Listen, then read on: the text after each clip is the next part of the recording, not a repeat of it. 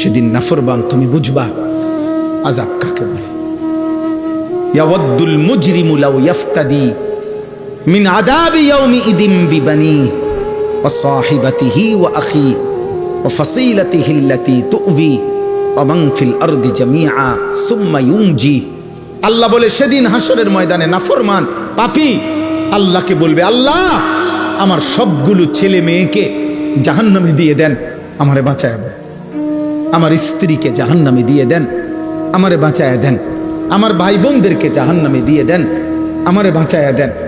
আমার মহল্লাবাসী গ্রামবাসীকে, যাদের মাঝে আমি বড় হয়েছি, লালিত পালিত হয়েছি, তাদেরকে জাহান্নামে দিয়ে দেন, আমারে শুধু বাঁচায় দেন।